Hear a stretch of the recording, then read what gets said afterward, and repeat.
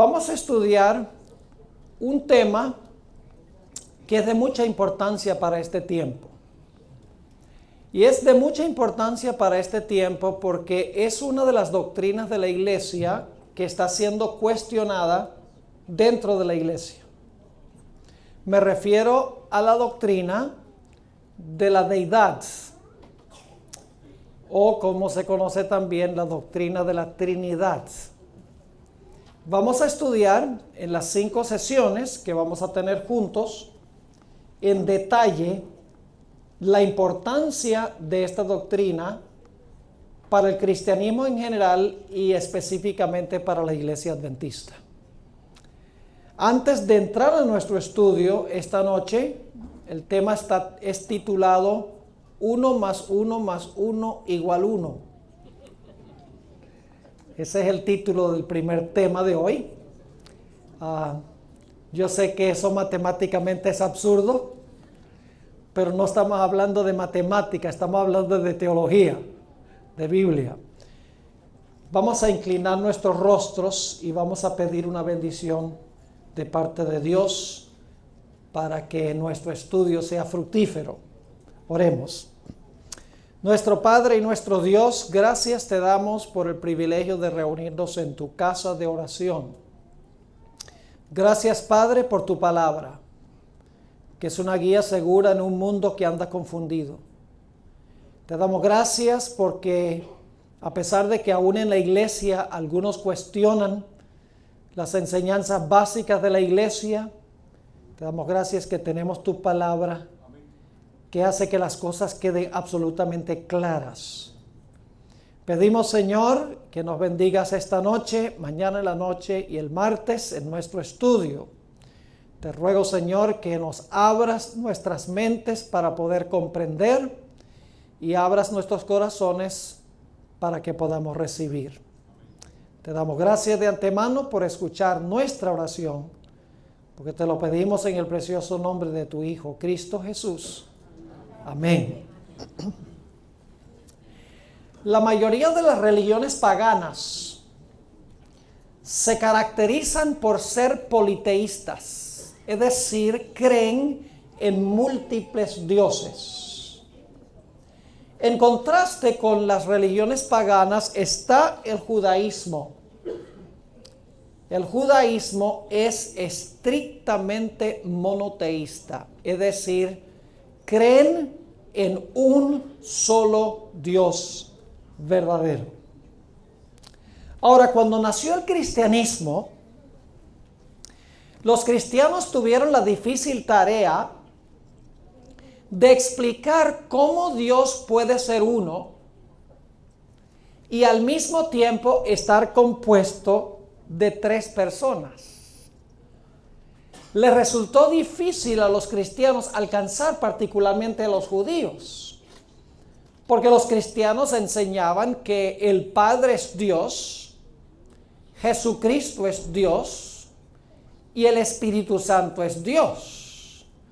Para el judaísmo eso era blasfemia, porque tener 3 personas era equivalente a politeísmo, es decir, tener múltiples dioses. Así que fue difícil para los primeros cristianos convencer a los judíos, que eran estrictamente monoteístas, de que Dios es uno, pero se compone de 3 personas.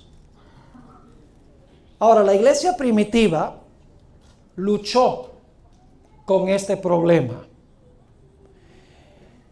Sabemos que en los primeros siglos de la historia de la iglesia cristiana aparecieron varios grupos heréticos, varios grupos que enseñaron falsa doctrina, procurando explicar cómo es posible que haya un solo Dios, pero compuesto de 3 personas. Quiero mencionar al comienzo 3 de estas herejías que surgieron en la iglesia con el fin de tratar de explicar cómo es posible que el Padre es Dios, el Hijo es Dios y el Espíritu Santo es Dios.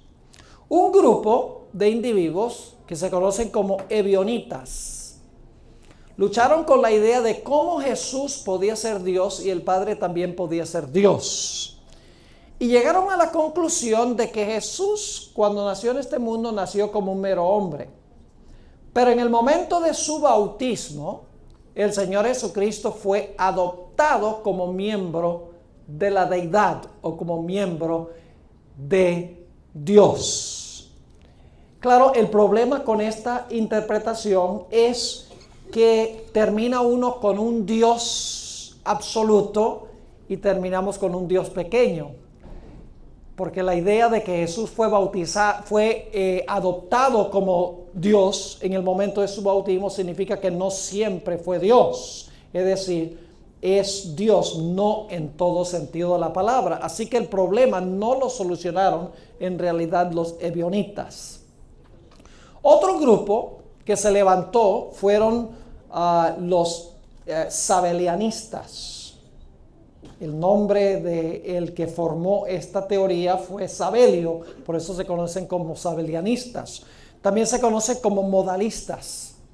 Básicamente la idea era que hay una sola persona en Dios, pero esa persona se manifiesta en tres diferentes modos o tres diferentes formas. En el Antiguo Testamento se manifiesta como el Padre, en los Evangelios se manifiesta como el Hijo y en la edad de la iglesia se manifiesta como el Espíritu Santo, pero es una misma persona que se manifiesta en tres diferentes formas o tres diferentes maneras.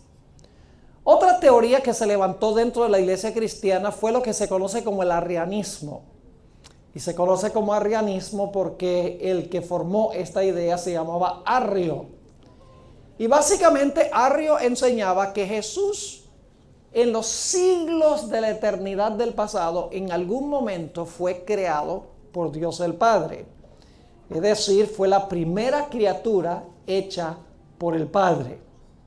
Según Arrio, Jesús, en otras palabras, tuvo un origen. Era Dios porque el Padre le dio el título o le dio el nombre de Dios, pero no era Dios en todo sentido de la palabra. Y Arrio también enseñaba que el Espíritu Santo no es una persona, sino que el Espíritu Santo en realidad es una fuerza activa de Dios, es como una corriente activa de Dios. Y de esa manera procuraron resolver el problema de cómo se puede creer que hay un solo Dios, pero al mismo tiempo compuesto de tres personas. Pero ninguna de estas soluciones son satisfactorias.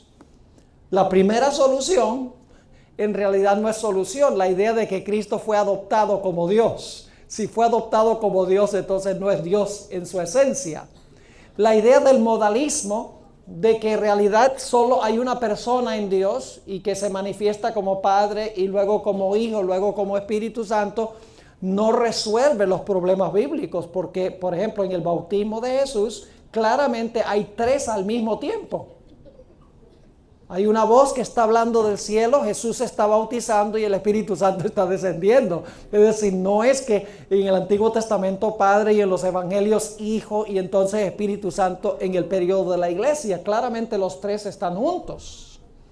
Y el problema de Arrio también es que termina uno con Jesús, que es según ellos un Dios, entonces tiene uno el problema de que tiene un Dios grande y un Dios pequeño. Eso es politeísmo igual. Es decir, ninguna de estas soluciones que propusieron estos herejes eran satisfactorios. Así que nos hacemos la pregunta: ¿cómo es posible decir que 1 más 1 más 1 es igual a 1? ¿Cómo podemos creer que Dios es uno, pero Dios está compuesto de tres personas individuales o de tres personas separadas, cada uno con su identidad personal? Debo decir que algunos en la iglesia adventista inclusive están cuestionando la doctrina de la Trinidad. Aunque es una de las doctrinas fundamentales de la iglesia adventista, están cuestionando esta doctrina dentro de la iglesia. Y tenemos en nuestro medio personas, por ejemplo, que enseñan muy parecido a Arrio. Dicen que Jesús tuvo un origen allá atrás en los siglos de la eternidad, que es tan atrás que es casi como si fuera eterno. y están enseñando que el Espíritu Santo no es una persona, sino que el Espíritu Santo es una fuerza activa. Yo nunca pensé que íbamos a llegar al momento cuando en la iglesia adventistas iban a cuestionar la doctrina de la Trinidad.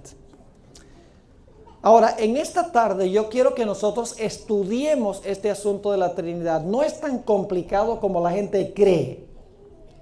Quiero explicar cómo es que Dios se compone de tres personas, pero es un solo Dios. Quiero mostrarles que teológicamente es perfectamente aceptable decir que 1 más 1 más 1 es igual a 1. Lo primero que quiero hacer es leer algunos versículos de la Biblia a donde se nos dice que Dios es uno. Así que ojalá hayan traído sus Biblias, porque las vamos a usar profusamente. Así que si no la trajeron esta noche, tráiganla mañana seguro, porque vamos a usar mucho la Biblia en nuestro estudio. Ahora vamos a mirar los textos que dicen que Dios es uno. Y vamos a comenzar con Deuteronomio, el capítulo 6 y el versículo 4. Deuteronomio, el capítulo 6 y el versículo 4. Esta es la confesión fundamental y central del judaísmo. Aún el día de hoy, en todas las sinagogas judías, se empieza el servicio de adoración leyendo Deuteronomio 6 y el versículo 4. Es la confesión central del judaísmo hasta el día de hoy. Y fíjense lo que dice allí en Deuteronomio 6. Dice: oye Israel, Jehová nuestro Dios, Jehová uno es. ¿Cuántos son Jehová? Uno. Jehová es uno. Dice Jehová uno es. Ahora vamos a leer Isaías 44. Isaías 44 y el versículo 6, y luego vamos a saltar al versículo 8. Ojalá estén anotando estos textos, porque primero vamos a ver los textos donde dice que Dios es uno, luego vamos a mirar los textos que dicen que Dios es más que uno, y luego vamos a ver cómo reconciliamos esa idea de que Dios es uno y que Dios es más que uno. Isaías 44 y el versículo 6 y el versículo 8 dice así: así dice Jehová, Rey de Israel, y su Redentor, Jehová de los ejércitos. Ahora, yo no sé si ustedes notan algo interesante en este versículo. Este versículo dice que hay dos Jehová. ¿Lo captaron o no lo captaron?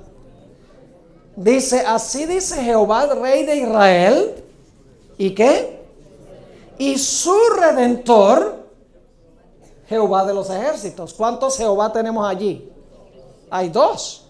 El que está hablando, Rey de Israel, Jehová, Rey de Israel, y su Redentor, Jehová de los ejércitos. Ahora noten lo que dice: yo soy el primero y yo soy el postrero, y fuera de mí no hay Dios. Versículo 7. ¿Y quién proclamará lo venidero? Lo declarará y lo pondrá en orden delante de mí, como hago yo desde que establecí el pueblo antiguo. No temáis ni os amedrentéis. ¿No te lo hice oír desde la eternidad, desde la antigüedad, y te lo dije? Luego vosotros sois mis testigos. No hay Dios sino yo. No hay fuerte, no conozco ninguno. Ahora, si ustedes leen el contexto de estos versículos, al igual que Isaías 45, que vamos a leer en un momento, el énfasis aquí es que está contrastando al Dios verdadero con los dioses falsos. Ese es el contexto. Dios está diciendo: ¿ustedes conocen algún Dios que es el creador del cielo y la tierra? ¿Ustedes conocen algún Dios que es el redentor? Dice: yo no conozco ninguno, yo soy el único. Es decir, el contraste es entre el Dios verdadero, creador y redentor, y los dioses falsos de las naciones paganas. Vamos a Isaías 45, 21 y 22. Isaías 45 y el versículo 21 y el versículo 22. Nuevamente la idea de que Dios es uno. Dice allí: en Isaías 45:21, proclamad y hacedlos acercarse y entren todos en consulta. ¿Quién hizo oír esto desde el principio y lo tiene dicho desde entonces, sino yo, Jehová? Y ahora escuchen. Y no hay más Dios que yo, Dios justo y salvador, ningún otro fuera de mí. Mirad a mí y sed salvos todos los términos de la tierra, porque yo soy Dios y no hay más. ¿Cuántos dioses verdaderos hay? Un solo Dios verdadero. No hay más dioses, hay un solo Dios verdadero. Ahora vamos al Nuevo Testamento. Marcos 12. Marcos 12. Y vamos a leer el versículo 29 y entonces saltamos al versículo 32. Nuevamente Marcos 12 y el versículo 29 y entonces vamos a saltar al versículo 32. Jesús está hablando aquí a un joven que le hizo una pregunta y dice: Jesús le respondió, el primer mandamiento de todos es este: oye Israel, el Señor nuestro Dios, el Señor ¿qué? Uno es. Y luego el versículo 32 dice: entonces el escriba le dijo: bien, maestro, verdad has dicho, que uno es Dios y no hay otro fuera de él. ¿Cuántos son Dios? Dios es uno. Vez tras vez. Hay otros versículos que podría leer, pero solamente estoy leyendo algunos. Ustedes pueden buscar en una concordancia la palabra uno y van a encontrar muchos versículos más donde dice que Dios es uno, Dios es uno. No hay otro fuera de él. Dios es uno. Ahora vamos a Juan 10 y el versículo 30. Juan 10 y el versículo 30. Un versículo muy interesante. Aquí está hablando Jesús. Y fíjense lo que dijo Jesús. Y vamos a volver a este versículo porque es muy importante para entender en qué sentido es que 3 es igual a 1. Dice allí Jesús: yo y el Padre uno somos. Yo pregunto, ¿es posible que 2 sea igual a 1? Teológicamente, ¿es posible que 2 sea igual a 1? Teológicamente sí. No estamos hablando de matemática. Matemática, 2 igual a 1 es absurdo, es ridículo, ilógico. No es matemático. Pero no estamos hablando matemáticamente, estamos hablando bíblicamente, teológicamente. Este texto nos dice que hay 2 personas, pero las 2 personas son ¿qué? Las 2 personas son uno. Y todavía tenemos que explicar en qué sentido. Vamos a un texto más, Juan 14, 10 y 11. Solo unos 4 capítulos más adelante, Juan 14 y el versículo 10 y el versículo 11. Es muy interesante este pasaje. Dice aquí, Jesús da la impresión de que Él y el Padre son el mismo.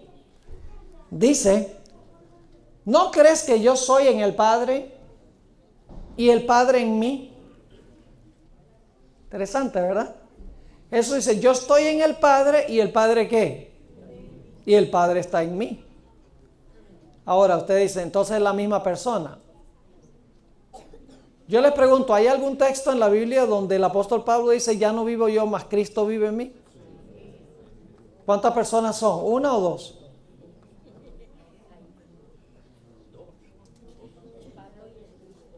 Cuando yo digo que Cristo vive en mí, ¿cuántas personas están involucradas?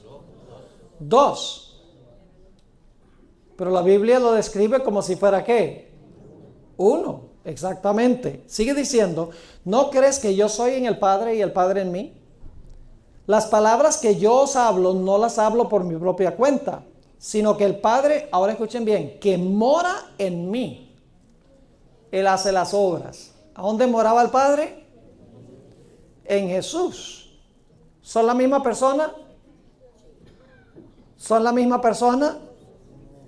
No son la misma persona, son dos personas. Pero el Padre moraba ¿en quién? Moraba en Jesús. Yo pregunto, ¿es posible que Jesús more en mí? ¿Sí? ¿Y cuántas personas son cuando Jesús mora en mí? Son dos, ¿verdad? Pero en otro sentido son ¿qué?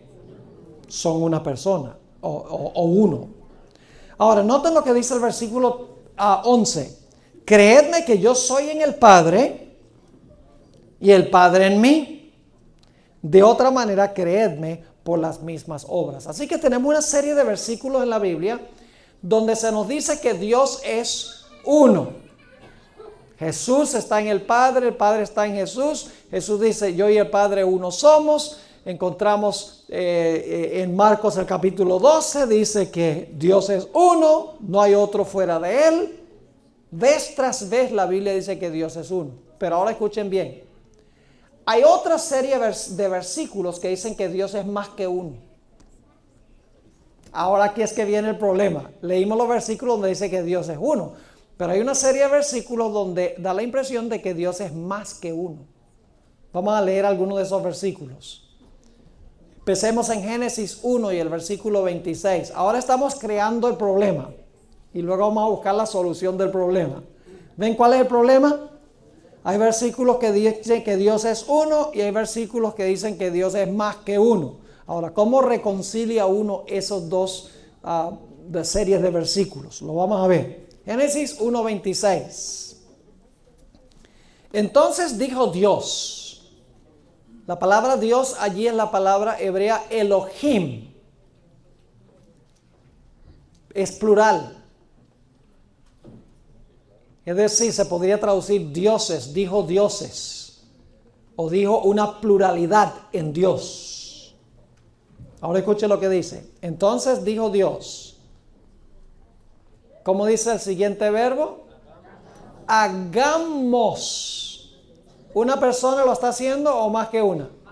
Más que una. Hagamos al hombre a nuestra imagen conforme a nuestra semejanza. Ve qué interesante. La palabra Dios es plural, una pluralidad de personas en la deidad. Y entonces dice, hagamos al hombre a nuestra imagen conforme a nuestra semejanza. Obviamente hay una pluralidad de personas aquí, porque los pronombres están en plural. Ahora sigamos con Génesis 11 y el versículo 7. Génesis 11 y el versículo 7. Está hablando aquí de la Torre de Babel y en nuestra segunda sesión vamos a volver a este texto tan importante. Génesis 11 y el versículo 7. Noten lo que dice. Está hablando Jehová. Dice ahora pues que descendamos. Y luego ¿qué dice? Y confundamos allí su lengua, para que ninguno entienda el habla de su compañero. Noten los verbos. Descendamos y ¿qué? Y confundamos allí sus lenguas. Y luego si leen el versículo 8 dice, así los esparció Jehová sobre la faz de la tierra. Es decir, Jehová fue el que hizo esto. Pero habla en plural, dice, descendamos y confundamos allí sus lenguas. Obviamente es más que una sola persona. Ahora, noten lo que dice en Isaías 61 y el versículo 1. Isaías 61 y el versículo 1. Quiero que noten que hay aquí tres personas. Dice en Isaías 61 y el versículo 1.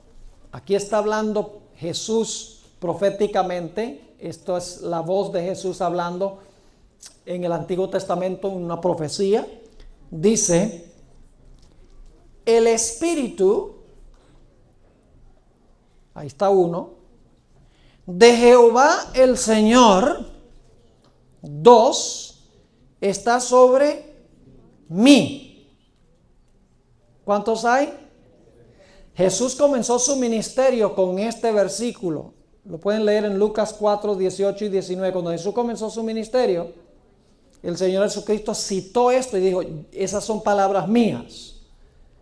Así que dice, el Espíritu número 1 de Jehová el Señor, 2, está sobre mí. Ahora vamos a Isaías 48, 16. Isaías 48 y el versículo 16.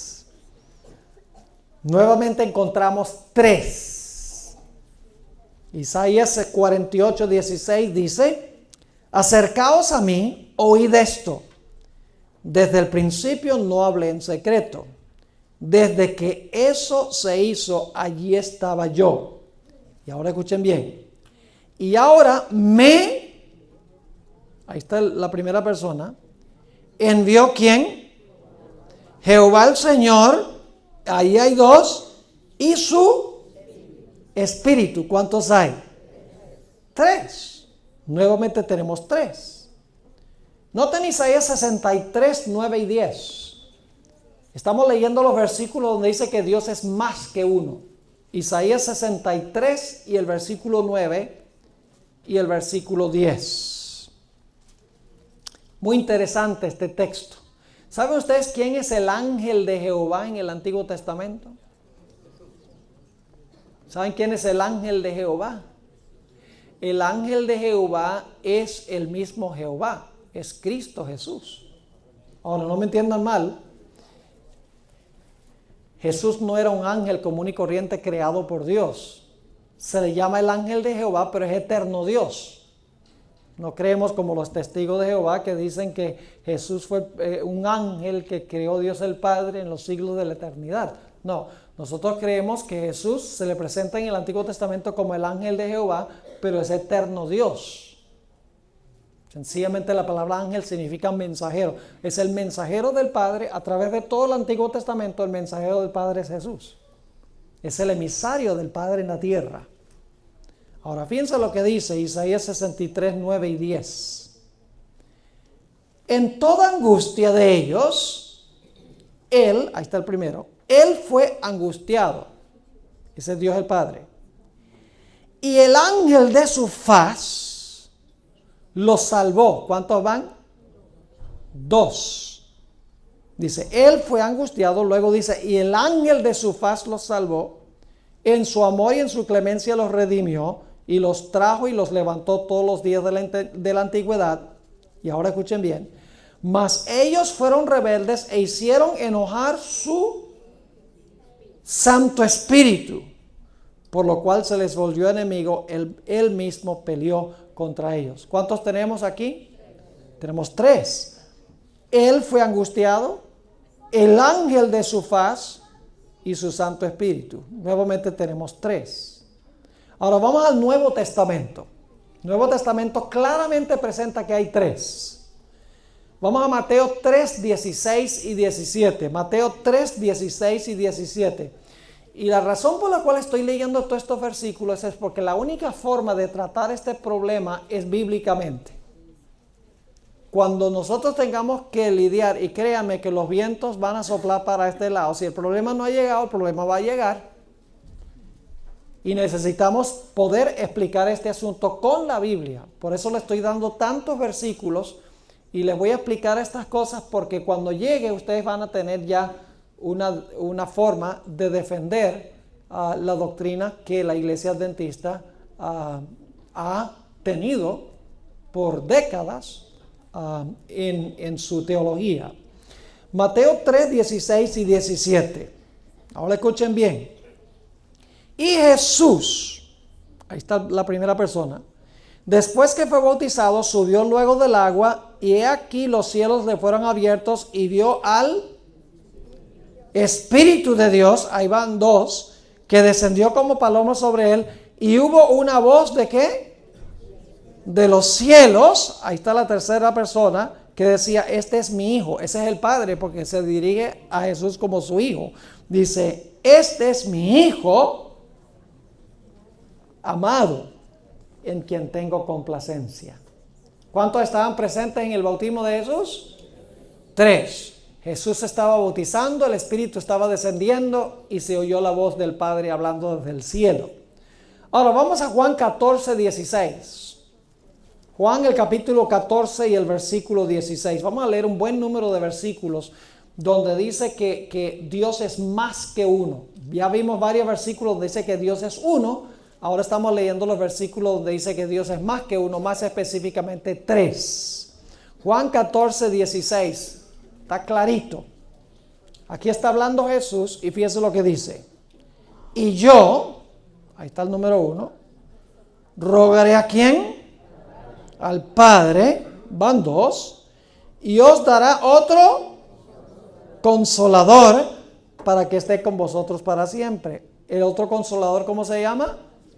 El Espíritu Santo. ¿Cuántos hay en ese versículo? 3. Vamos al siguiente capítulo, Juan 15, 26.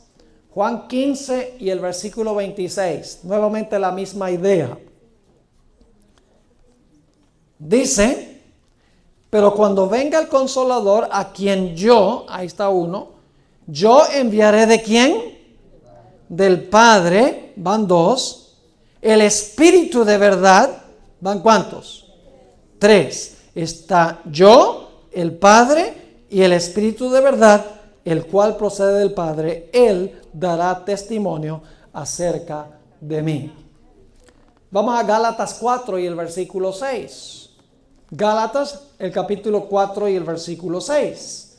Y son tantísimos en el Nuevo Testamento que indican que hay tres personas que no voy a leerlos todos, solamente voy a leer algunos. Gálatas 4, 6, fíjense nuevamente 3. Dice, y por cuanto sois hijos, Dios envió a vuestros corazones ¿qué? El Espíritu de su Hijo. ¿Cuántos hay en ese versículo? 3. Dios envió el Espíritu ¿de quién? De su Hijo. 3 personas. Ahora, ustedes conocen la fórmula bautismal, ¿verdad? ¿Cómo bautizamos a la gente en la iglesia adventista? En el nombre del Padre, del Hijo y del Espíritu Santo. Mateo 28 y el versículo 19, si lo quieren anotar. Ahora, ¿saben algo? La fórmula bautismal está siendo cuestionada por aquellas personas que están atacando la doctrina de la Trinidad en la iglesia. ¿Saben lo que están diciendo? Están diciendo que esas palabras nunca las habló Jesús, que esas palabras fueron añadidas después por la Iglesia Católica. Es decir, dicen esas palabras en el nombre del Padre, del Hijo y del Espíritu Santo, nunca las dijo Jesús. Esas palabras fueron añadidas después, como 300 años después, para defender la doctrina de la Trinidad, pero Jesús nunca dijo esas palabras. En nuestro último tema, el martes en la noche, yo les voy a hablar de la fórmula bautismal, porque es un problema. Y déjenme plantearles el problema para que podamos entender. En Mateo 28, 19, Jesús dice que debemos bautizar en el nombre del Padre, del Hijo y del Espíritu Santo. Pero saben, cada vez en el libro de Hechos de los Apóstoles, cuando hubo un bautismo, dice que bautizaban en el nombre de Jesús. Entonces, ¿cómo reconciliamos ese problema de que la fórmula bautismal dice en el nombre del Padre, el Hijo y el Espíritu Santo, mientras que todos los otros bautismos en Hechos dice que se bautizaron en el nombre de Jesús? ¿Cómo resolvemos ese problema? Porque la idea que están presentando estas personas es que en Hechos de los Apóstoles todos los bautismos se hicieron en el nombre de Jesús, así que la fórmula bautismal no puede ser auténtica porque contradice la idea que se encuentra en el libro de Hechos de los Apóstoles. Ahora nosotros vamos a hablar de eso y va a ser un tema fascinante. Vamos a encontrar que los que arguyen de esta forma ignoran un punto supremamente importante, el cual voy a compartir con ustedes. Ahora, noten lo que dice 2 Corintios 13, 14. Todavía estamos diciendo que hay varias personas en Dios.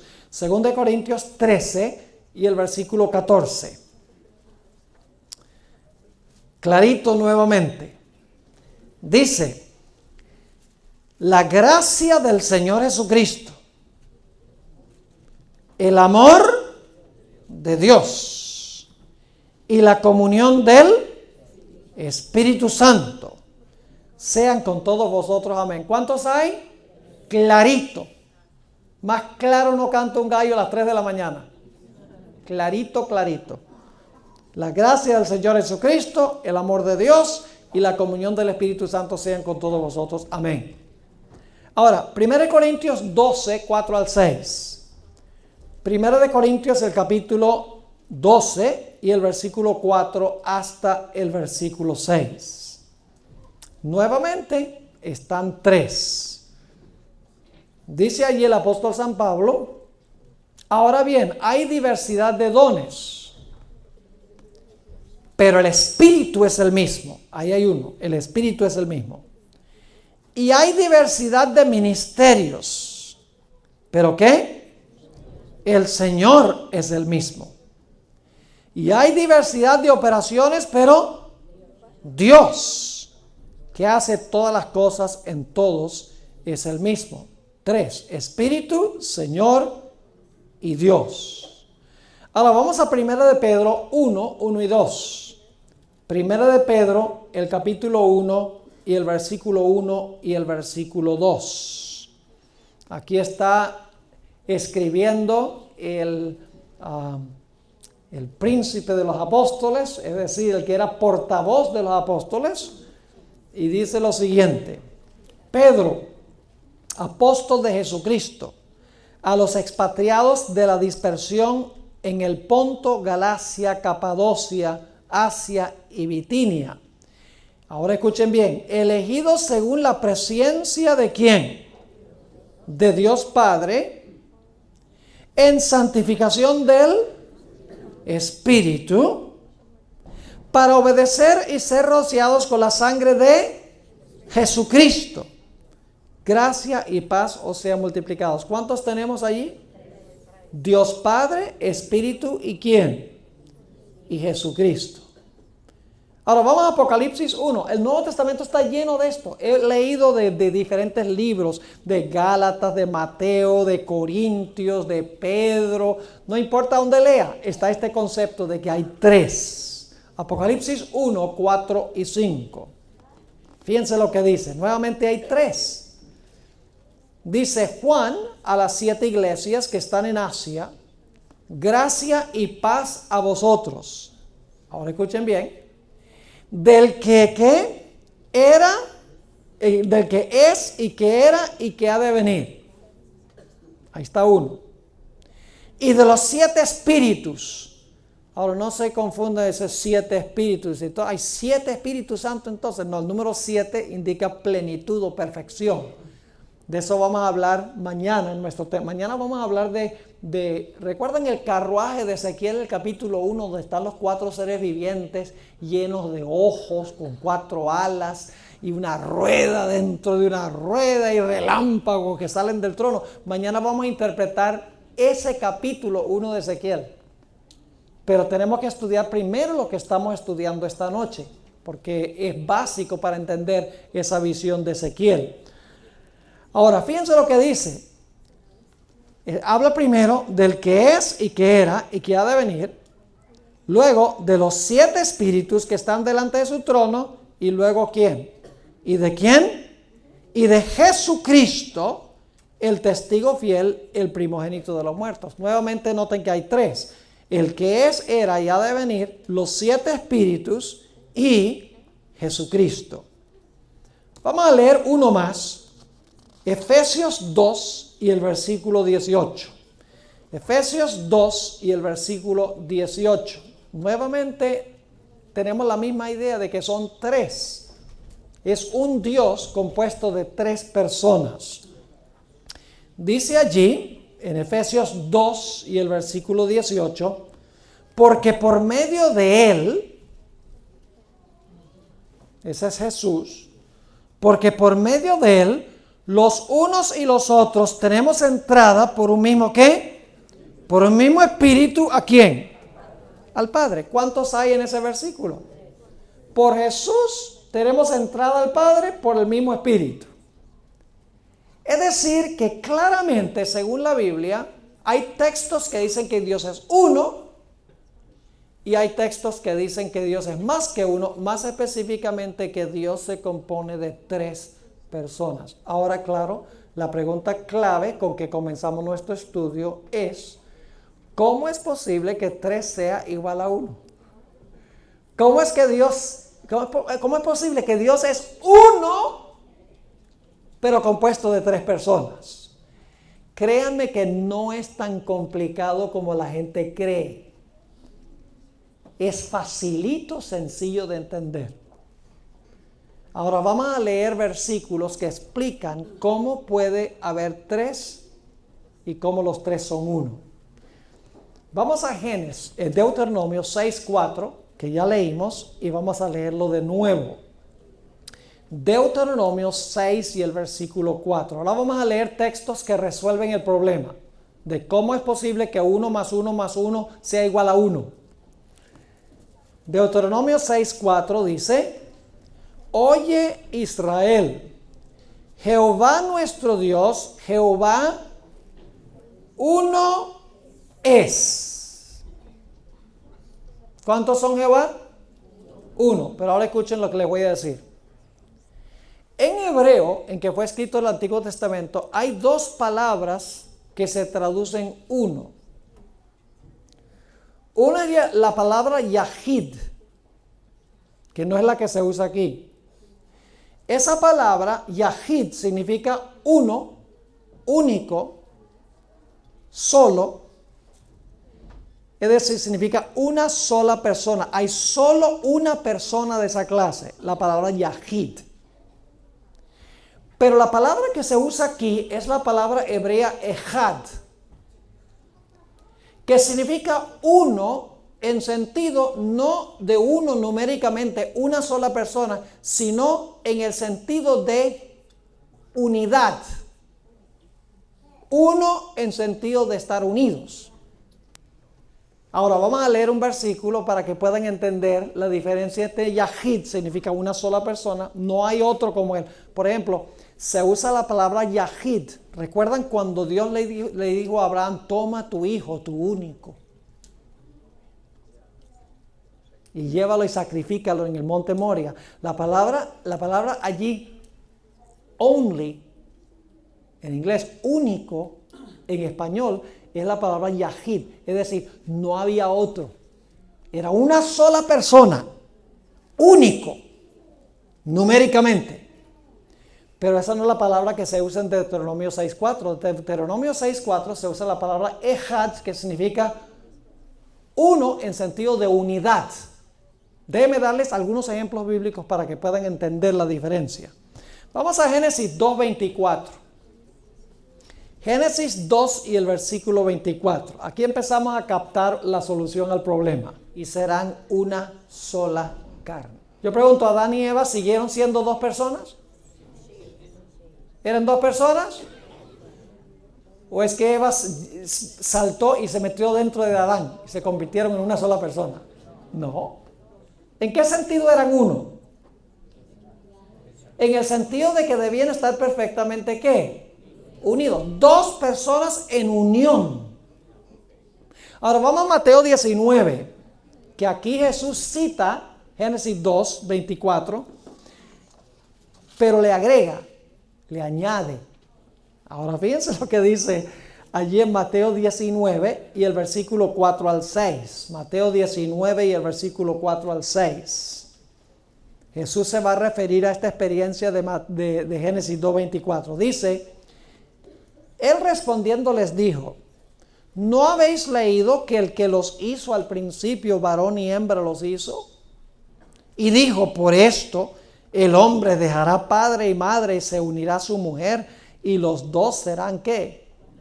Una sola carne. Y ahora escuchen bien. Así que no son ya más 2. ¿Qué dice de Adán y Eva? Ya no eran ¿qué? Cuando Dios los casó, ya no eran ¿qué? Ya no eran 2. Ahora, matemáticamente eso es absurdo, porque sabemos que Adán y Eva eran 2 personas distintas. ¿Están entendiendo? Eran 2 personas distintas. ¿En qué sentido eran uno? ¿En qué sentido ya no eran dos, sino uno? No numéricamente, sino que eran uno en términos de que debían estar perfectamente, ¿qué? Unidos y en armonía. Así que sigue diciendo, así que ya no son más dos, sino que una sola carne. Y ahora escuchen bien, por tanto, lo que Dios, ¿qué? Juntó, no lo separe el hombre. Yo pregunto, un esposo y una esposa aquí, ¿son uno o son dos? Vamos a tomar un voto. Somos democráticos. ¿Cuántos dicen que un esposo y una esposa que se casaron legalmente son dos? Levanten la mano los que creen que son dos. ¿Cuántos creen que son uno? ¿Cuántos no creen nada? Dice, no, yo no levanto la mano. Después que el pastor hable, no me comprometo mejor. Yo pregunto, ¿es correcto decir que son dos? ¿Es correcto decir que son uno? Claro que sí. ¿En qué sentido son uno? En el sentido de unidad. Por eso yo siempre he dicho que en vez de hablar de la doctrina de la Trinidad, sería mejor hablar de la doctrina de la triunidad. Porque son tres personas que están perfectamente, ¿qué? Unidas. En carácter, en propósito, en atributos, en poder. No son uno numéricamente, sino que son uno en términos de unidad. Y si un hombre y una mujer pueden ser uno, entonces tres personas también pueden ser uno. ¿Está claro? Vamos a Génesis 11, 6 y 7. Génesis 11, estamos ahora solucionando el problema. El problema es que la gente no entiende lo que es la palabra uno. Dice que Dios es uno. Sí, Dios es uno. ¿En qué sentido es que Dios es uno? En el sentido de unidad. No significa que es una sola persona, son tres personas. Génesis 11, 6 y 7. ¿Recuerdan los constructores de la Torre de Babel? Fíjense qué interesante, dice, y dijo Jehová, he aquí el pueblo es uno. Es decir, todos los que estaban construyendo la torre saltaron y se metieron dentro de un solo cuerpo. No, claro que no. ¿Qué quiere decir que el pueblo es uno? La palabra es Ejad, la misma palabra de Génesis 2:24. El pueblo es uno. Significa que están ¿qué? Muchas personas unidas con un propósito. Son uno en términos de unidad, no en términos de ser la misma persona. Vamos a Gálatas 3:28. Gálatas 3 y el versículo 28. Aquí está hablando el apóstol Pablo de las personas que reciben a Jesús como Salvador. Y dice allí, en Gálatas 3 y el versículo 28, ya no hay judío ni griego,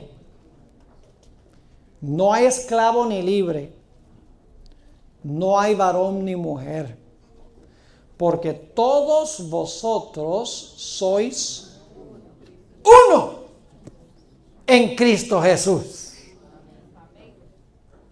¿Qué somos nosotros? Debe ser entonces que yo me estoy quedando ciego aquí, pero hay montones de gente llevo yo afuera. Pero aquí dice que ¿qué? Aquí dice sois ¿qué?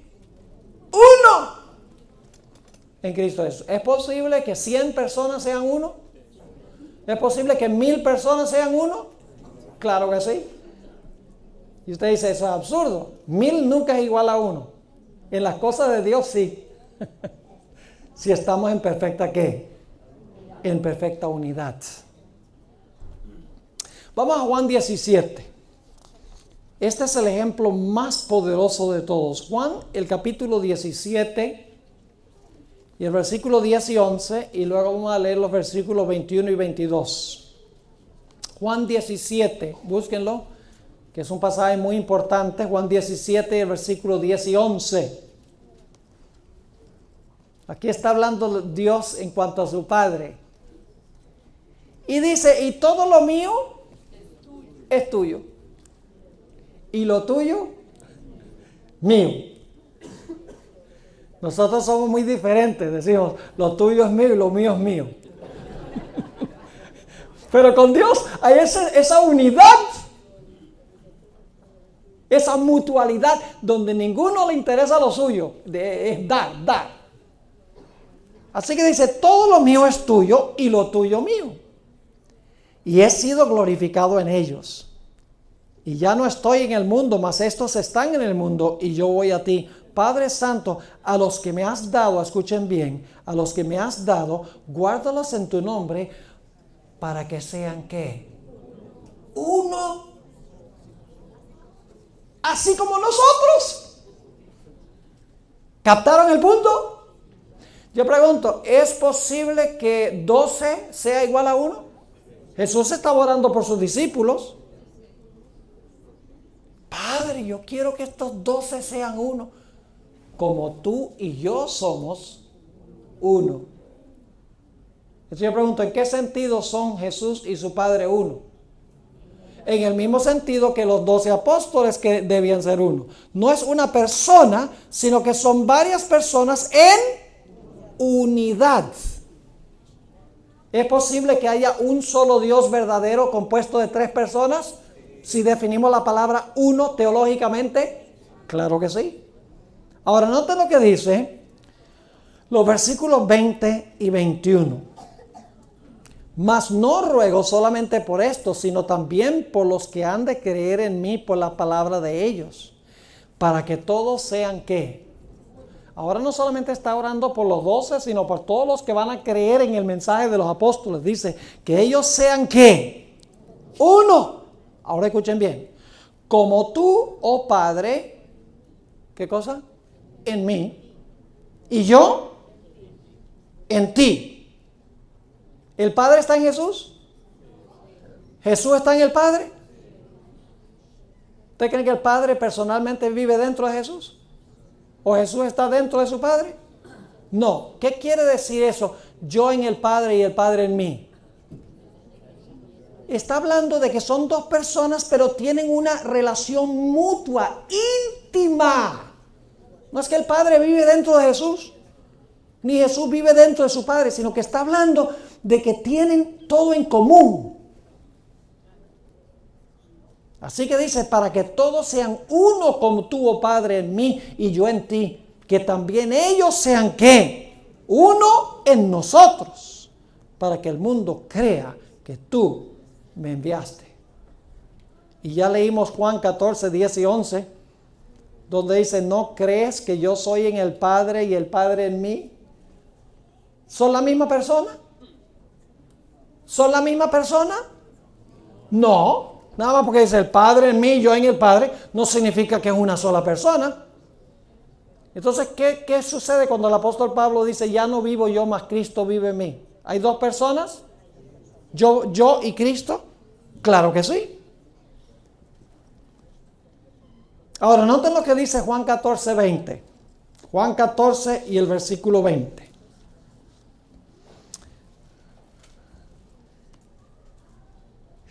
Fíjese esta relación mutua que hay entre Padre, Hijo y nosotros. Dice, en aquel día vosotros conoceréis que yo estoy en mi Padre y vosotros en mí y yo en vosotros. ¿Está hablando literalmente de que Jesús se mete dentro de nosotros o nosotros dentro de Él? No. Es una expresión que significa intimidad. Ahora, permítanme leerles algunas citas del Espíritu de Profecía. ¿Aquí creen en el Espíritu de Profecía? ¿En esta iglesia creen? ¿Todavía creen? Sí, pregunto porque hay iglesias adventistas donde ya no creen. Créanlo o no. Yo sí creo. La hermana White tiene este concepto. Fíjense cómo ella lo explica de una forma sencilla. Esta cita se encuentra, la busqué en español, pero no está en ninguna fuente en español, está en la Review and Herald, que es la revista adventista de ese tiempo, agosto 15 de 1907. Ella está hablando de Hebreos 1 y 2, a donde dice: en estos últimos días nos ha hablado por medio del Hijo, a través del cual creó los mundos. Dice ella, aquí se trae a colación la posición que ocupa Cristo en relación con su Padre. Ahora escuchen bien. Mientras que son uno en propósito y uno en mente, no obstante son dos en personalidad. ¿Captaron lo que dijo?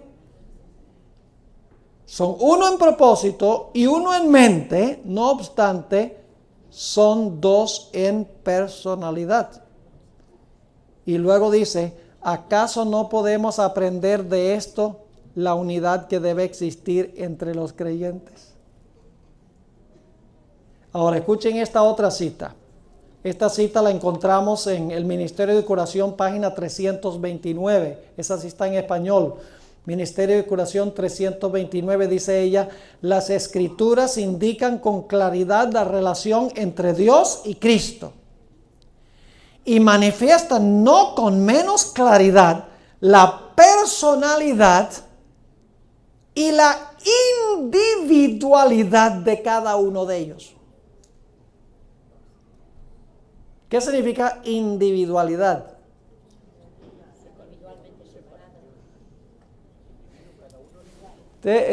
Son matrimonios, ¿verdad que sí? Cada uno tiene su propia individualidad, su propia personalidad. Claro que sí. Yo veo dos personas, al menos que esté viendo doble.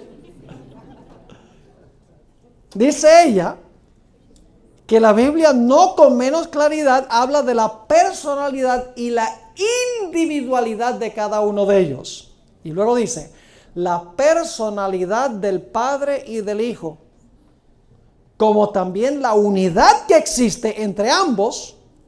Fíjese, la personalidad del Padre y del Hijo, como también la unidad que existe entre ambos, aparecen en el capítulo 17 de Juan, en la oración de Cristo por sus discípulos. Y luego entonces ella cita Juan 17, los versículos que acabamos de leer. Y luego dice, la unidad que existe entre Cristo y sus discípulos no destruye la personalidad de uno ni de otros.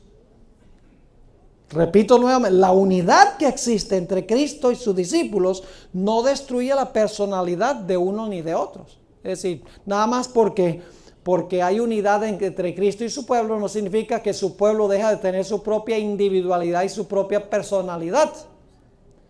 Sigue diciendo, son uno en propósito, en espíritu, en carácter, pero no en persona. Así es como Dios y Cristo son uno. ¿Es bíblico lo que dice la hermana White? Lo entendió muy, muy bien. Aquí hay otra cita. Y estas son las citas que a esta gente en la iglesia no le gusta leer. ¿Y saben lo que les va a decir? Lo que les van a decir es que estas citas que hoy les voy a leer sobre la Trinidad, en el Espíritu de Profecía, ellos dicen, no, lo que pasa es que eso, la hermana White no escribió eso. Eso fue adulterado por el Centro White. ¿Y saben lo que sucedió?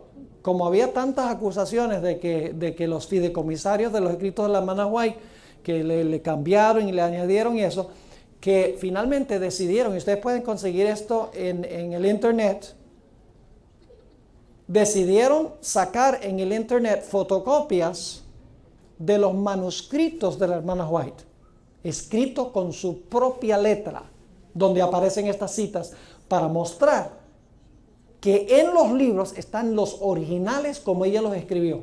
Y yo les puedo dar el website para que ustedes vayan y vean. Ahí están las páginas a manuscrito de Elena G. de White. Y he visto personalmente algunas de ellas en el Centro White. Así que esa idea de que el Centro White le ha añadido, le ha quitado y ha reformado sus escritos es completamente falso. Lo que voy a leer es exactamente como ella lo escribió. Voy a leerles unas pocas citas. El Evangelismo 4:46, dice ella, hay 3 personas vivientes en el trío celestial. ¿Qué significa trío? 3 personas vivientes en el trío celestial. Y luego dice, en el nombre de estos 3 grandes poderes, el Padre, el Hijo y el Espíritu Santo, son bautizados los que reciben a Cristo mediante la fe, y esos poderes colaboran con los súbditos obedientes del cielo en sus esfuerzos por vivir la nueva vida en Cristo. Esas son las expresiones que usa. 3 personas, trío celestial, y luego menciona Padre, Hijo y Espíritu Santo. Evangelismo, página 447, dice ella, necesitamos, en cuanto al Espíritu Santo, necesitamos comprender que el Espíritu Santo, que es una persona, así como Dios es persona. ¿Qué es el Espíritu Santo? ¿Y saben lo que hace esta gente? Usa selectivamente a la hermana White. Usan cita de la hermana White donde la hermana White dice que va a haber nueva luz. Y usan citas de la hermana White donde ella dice que en el proceso de transmitir la Biblia de una generación a otra, algunos copistas le añadieron algunas cosas queriendo aclarar, y lo que hicieron fue confundir. La hermana White tiene una cita donde dice eso. Entonces dicen, la fórmula bautismal fue unos lugares donde le añadieron. Pero entonces cuando uno encuentra citas de la hermana White, porque yo les voy a leer algunas el martes en la noche, donde la hermana White dice que Jesús le dijo a sus discípulos que bautizaran en el nombre del Padre, del Hijo y del Espíritu Santo, que Jesús dijo esas palabras, entonces ellos no citan esas citas de la hermana White. Hacen un uso selectivo del espíritu de profecía. Las citas que les convienen las usan, y las que no les convienen, claro, las ignoran y no las usan. Nota lo que dice en el libro El Evangelismo, página 448. Dice, el príncipe del poder del mal puede ser mantenido en jaque únicamente por el poder de Dios en la tercera persona de la divinidad, el Espíritu Santo. ¿Qué es el Espíritu Santo? ¿Una tercera qué? Es una tercera persona en la divinidad. Así que podemos concluir nuestro primer estudio en esta noche llegando a algunas conclusiones. Conclusión número 1, el Padre, Hijo y el Espíritu Santo todos son uno. Numéricamente o en términos de unidad. En términos de unidad. Cada uno tiene su propia personalidad y su propia individualidad. Es decir, 3 es igual a 1, teológicamente. Ahora, lo que hemos estudiado puede parecerles muy académico y muy teórico, pero es fundamental para lo que vamos a estudiar en nuestra segunda sesión. No se vaya nadie después del refrigerio, porque lo que vamos a estudiar en la segunda sesión es supremamente importante. Vamos a hablar del papel del Espíritu Santo en el proceso del plan de salvación, y vamos a aprender algunas cosas impactantes, impresionantes sobre la obra del Espíritu Santo.